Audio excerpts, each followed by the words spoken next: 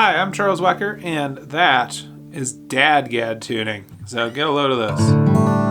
We got D, A, D, G, A, D. So we are just very, very slightly removed from open D tuning here, and we've just changed one note from double drop D tuning.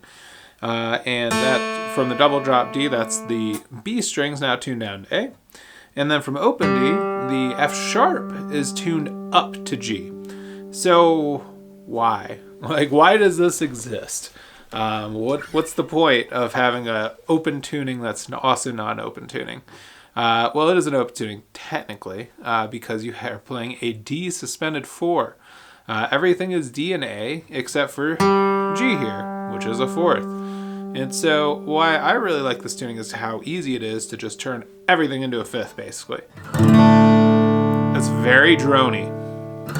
All you have to do when you're in Dadgad is put your any finger on the 2nd fret here of the G string. That turns that into an A as well.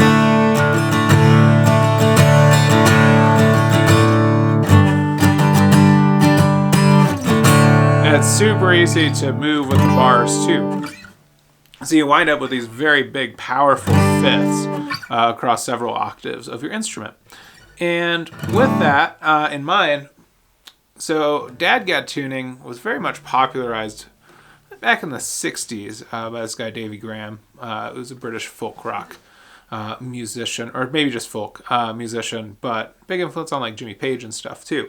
So his influence goes very far out and doesn't just stick with what Dadgad is traditionally associated with, which is Celtic music. In theory, he was trying to make his instrument sound a little bit more like an oud or something like that. And what I really like about it is the possibilities in terms of playing a little bit more with drone and playing your melody lines up and down on a single string a little bit more, which is something that a guitar doesn't necessarily excel at. And that's exactly what I'm doing in this song that I'm working on.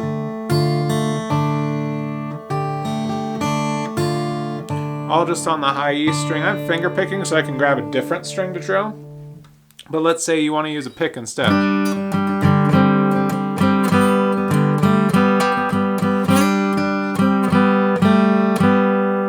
little bit like Mother Nature's Son or something like that by the Beatles. And so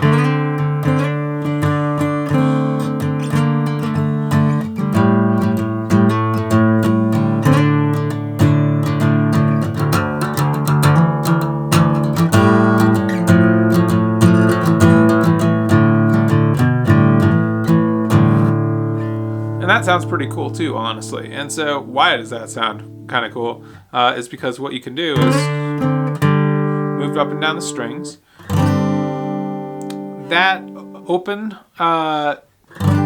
is a suspended 4th, right? So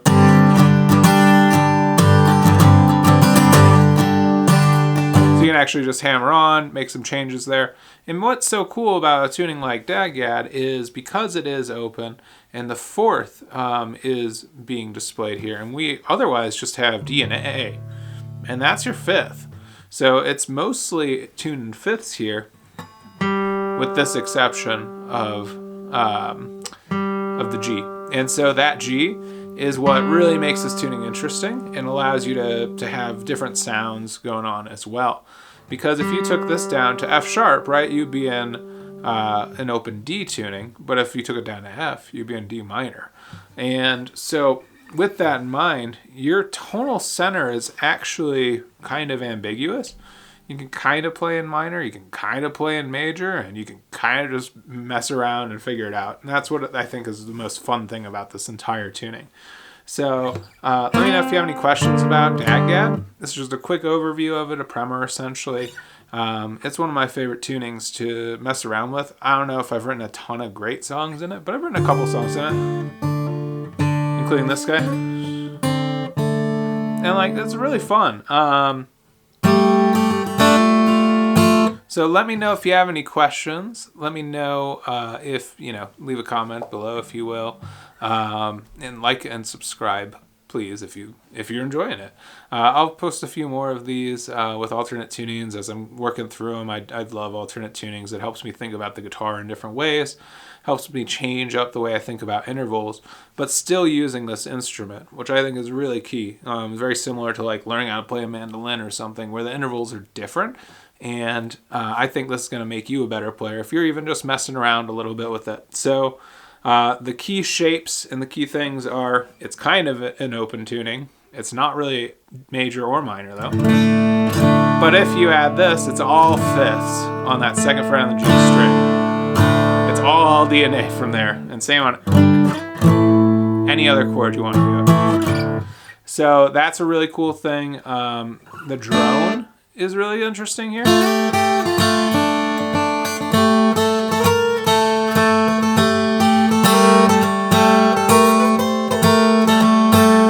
Because you kind of get these different droning notes, and I think that's a big part of why it became popular in the 60s as well.